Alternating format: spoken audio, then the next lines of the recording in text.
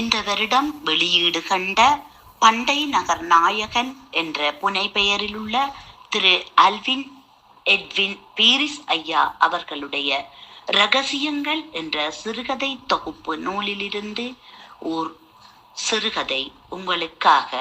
உயர்ந்தவர்கள். கிணற்றடி வேப்பமர நிழலில் வைத்து மகன் கொண்டு வந்த தன் காலை உணவை கொண்டு அப்படி இப்படி என்று தண்ணீர் மாறும் மகனை வழிப்படுத்திய வண்ணம் தன் கவனம் எல்லாவற்றையும் பயிர்கள் மீதே செலுத்திய கார்த்திகேசு அடிக்கடி கிணற்றையும் எட்டி பார்த்து கொண்டிருந்தார். படிப்பில் நல்ல திறமை இருந்தது. அரச தனியார் துறை வேலைகளுக்கு வாழ்க்கை இருந்தும் கைகட்டி வாழ விரும்பாததால் தன் தனி திறமைகளை எல்லாம் ஒன்று திரட்டிய நல் விவசாயியாக வலம் பெறுகிறார் இவர். நல்ல குடும்பம்.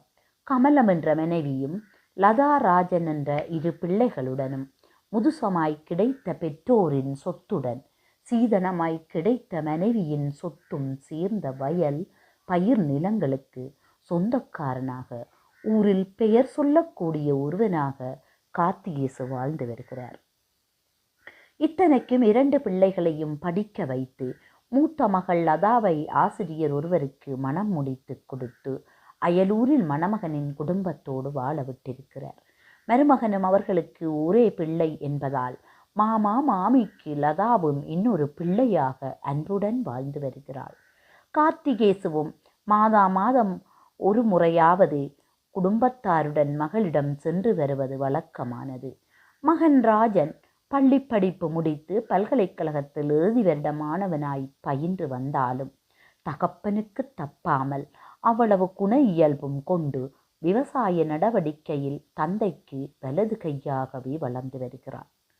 அன்றும் வளமை போல் வயலுக்கு செல்லும் வழியில் எதிரே நடராசா மாஸ்டரை கண்டதும் பவ்யமாய் சைக்கிளை விட்டு இறங்கிய கார்த்திகேசு தொப்பியை கழட்டி கையில் வைத்தபடி, வணக்கம் ஐயா, ஏன் நடையில், எங்க போய் வாரீங்கள் என்று நான் கொண்டு போய் விடவோ என்று பயபக்தியோடு கேட்டார்.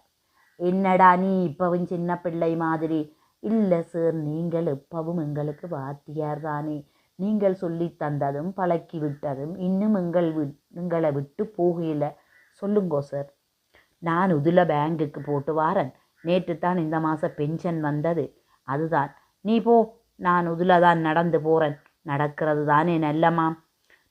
நான் ஒன்று கதைக்க வேணும். ஒரு நாள் வீட்டை வாரன். ஐயா, உங்களுக்கு ஏன் சிரமம்? எப்போ என்றாலும் நான் வாரேன் சொல்லுங்கோ. சரி நீ போ, நான் பார்க்குறேன் என்றபடி நடராசா மாஸ்டர் நடையை தொடர்ந்தார். அவர் விலகிய பின்பே கார்த்திகேசு சைக்கிளை எடுத்து கொண்டு சென்றார். அதே ஊரில் கொஞ்சம் வசதி படைத்த வளமான உத்தியோகக்கார குடும்பம் என்றால் நடராசர் குடும்பம்தான். அவரிடம் படித்தவர்கள் ஏராளம். ஆனால் அவர் வசதி வாய்ப்புகளை பார்த்து பொறாமைப்படுபவர்களும் தாராளம்தான். இன்னும் அவர் மேல் மதிப்பு, மரியாதை, பயபக்தி உள்ளவர்களும் உண்டு. அந்த வகையில் கார்த்திகேசுவும் ஒருத்தன். தான் நடராசர் மாஸ்டருக்கு 3 பெண் பிள்ளைகள். 2 கட்டி கொடுத்ததோடு மனைவியும் போய் சேர கடைசி மகள் கவிதாவுடனேயே காலம் கழிகிறது. கவிதாவும் பரம்பரை பெருமை மாறாது கல்வியிலும் சங்கீதத்திலும் தேர்ச்சி பெற்றவள். ஆதலால் அவளுக்கும் அரச பணியாக ஆசிரியர் பணியே கிடைத்தது. தகப்பனின் வழிப்படுத்தலில் அவளும் அனைவராலும் விரும்பப்பட்ட பண்பான ஆசிரியராய் வலம் வருகிறாள் என்றே சொல்லலாம். என்னதான் சாதி மத பெருமைகள் இருந்தாலும் நடராசா மாஸ்டர் தனக்கு சரியெனப்பட்டதையே செய்து நிறைவேற்றுவதிலே அடுத்தவரின் கருத்துக்கு இடமளிக்க மாட்டார் என்பது அவரின் உறவுகளும் அறியும். அதில் பிழை நிகழ வழிகளும் அமைந்ததில்லை என்பதும் உண்மைதான். இந்த வகையிலே நீண்ட சிந்தனைக்கு பின் கவிதாவுக்கு பொருத்தமான வாழ்க்கை துணையொன்றை தேடும் பணியில் ஊரோடும் தன் முதுமை காலத்தை மகளோடும் கழிக்கும் வகையில் கார்த்திகேசுவின் மகன் ராஜன் மீது மாஸ்டரின் கவனம் ஈர்த்தது. இதை பற்றி மனதுக்குள் எண்ணிய நடராசர் அவளின் சம்மதத்தையும் தெரிந்து கொண்டார். இனி கார்த்திகேசனுடன் கதைத்தால் சரி என்ற எதிர்பார்ப்பிலேயே அன்று அவனிடம் ஒரு கதை போட்டும் வைத்தார். காணும் இடத்தில் சந்தித்துக் கொள்ளும் மனிதர்களுள் கார்த்திகேசு வித்தியாசமானதாக இருந்தான். அவனின் பணிவும் பண்பும் பக்குவமும் நடராசரை நிரம்பவே கவர்ந்திருந்தது. அவனின் வழியிலேயே அவனின் பிள்ளைகளும் இருந்ததால் ராஜனை இன்னும் அதிகமாகவே பிடித்திருந்தது. எண்ணியவாறே தன் வீட்டு மாம்பழங்களுடன் கார்த்திகேசு வீட்டை நோக்கி நடராசர் புறப்பட்டார்.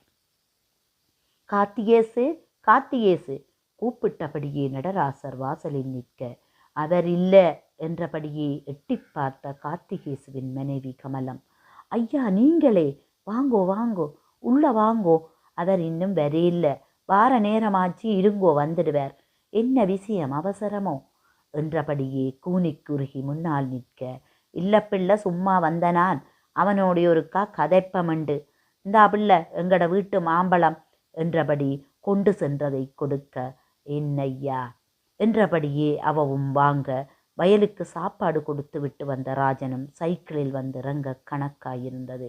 நடராசா மாஸ்டரை கண்ட ராஜன், வணக்கம் சார், அப்பா சந்தைக்கு போயிட்டார், இப்போ வந்துடுவார், அம்மா எனக்கும் நேரமாச்சு, நானும் போட்டு வாரேன் என்று பாய்க்கை எடுத்து கொண்டவனிடம், தம்பி கொஞ்சம் பொறு வாரன், சாப்பாடு கட்டி வச்சிருக்கிறன் எடுத்துட்டு வாரன் என்றவள் சாப்பாட்டை கொண்டு வர அதையும் வாங்கி பையில் திணித்தவனாய், அப்போ இருங்கோ சார், அப்பா வந்துடுவார், நான் போயிட்டு வாரன் என்றபடியே ராஜன் பல்கலைக்கழகம் புறப்பட்டான்.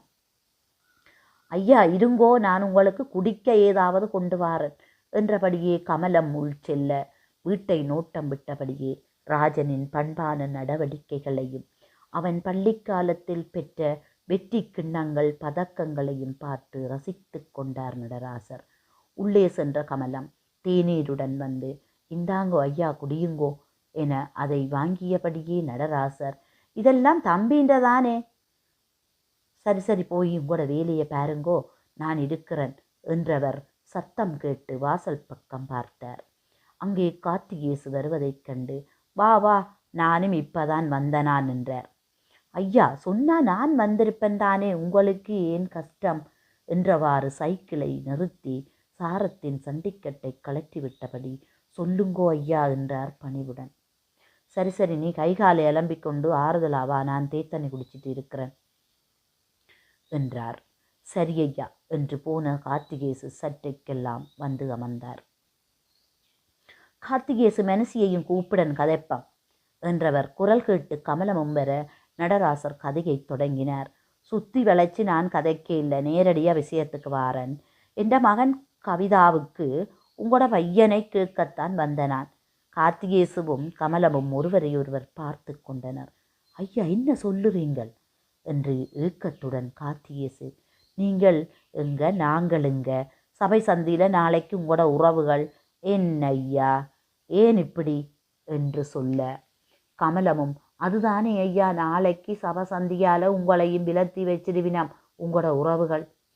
கார்த்திகேசு, நான் சிந்திக்காம சின்னத்தனமா இப்படி ஒரு முடிவெடுக்க மாட்டேன், அது உங்களுக்கு தெரியும், உங்களுக்கு சம்மதமெண்டா மிச்சம் நான் பார்ப்பேன்.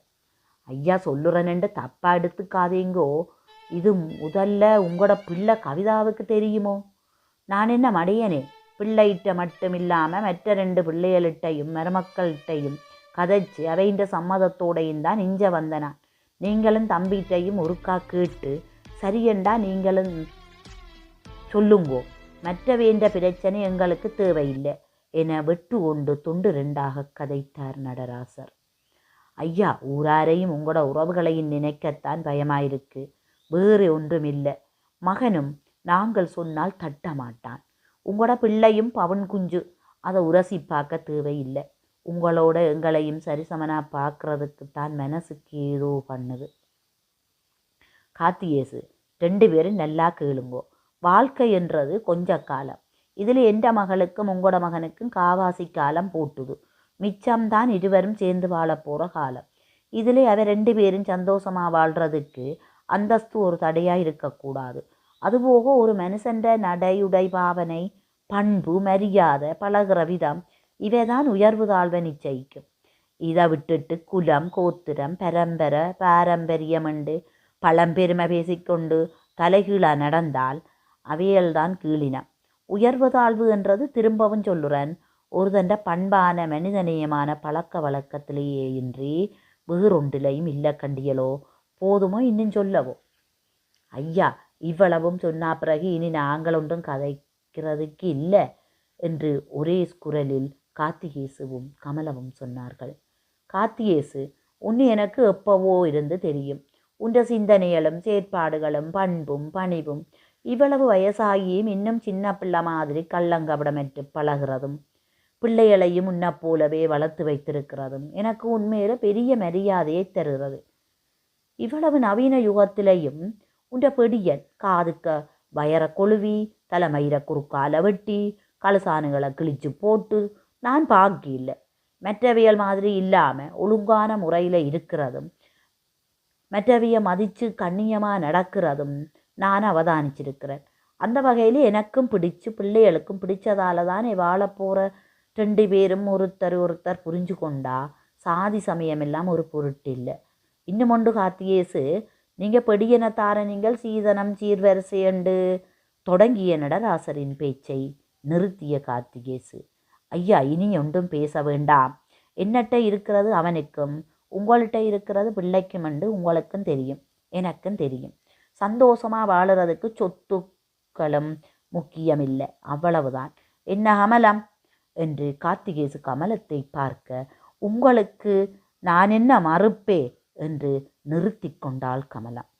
அப்போ சரி, ஒரு நல்ல நாள் பார்த்து சொல்லுறேன், தம்பியையும் கூட்டிக் கொண்டு எங்கட வீட்டை வேறுங்கோ என்ற நடராசர் கைகூப்பி வணக்கம் சொல்லி விடை பெற்று புறப்பட்டார்.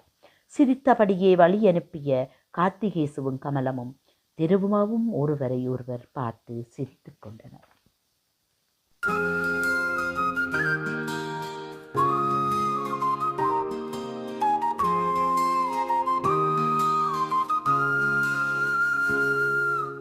மலரே மலரே புது மலரே, மகிழ்வை தந்திடும் ஒரு வரமே, பல வர்ணம் சூடி நீயும் என் மனதை திருடி கொண்டாயே.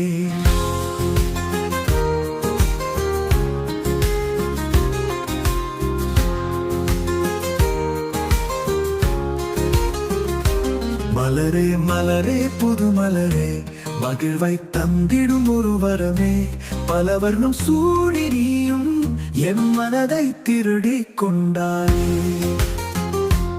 ஒரு நாள் வாழ்வை ஏற்று உலகில் மகிழ்வு கண்டாய், திருநாள் எங்கும் நீதான் தினமும் முதலாய் நிற்பாயே. பெருமை உன்னில் பெற்றிட பெண்ணின் கூந்தல் நிறைப்பாயே, உருவம் உன்னில் ஒளியாக உணர்வில் வாசம் செய்வாயே.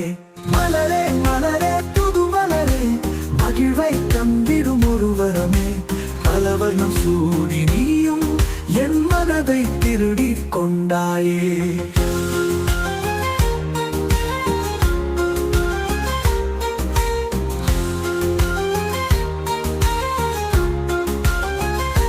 முத்தமிடும் வந்து கூட முகரத்தேனை கொடுப்பாயே, பட்டும் குருவி கோட்டங்களின் களிப்பில் நீயும் மகிழ்வாயே. நித்தம் என்னை கவர்ந்து நிறைவு தந்து செல்கிறாய், ஒற்றை ரூபா பெருமதியில் உன்னை விலை பேசுகிறாய். மலரே மலரே புது மலரே, மகிழை தந்திடும் ஒரு வரமே, பல வர்ணம் சூடி நீயும் என் மனதை திருடி கொண்டாயே.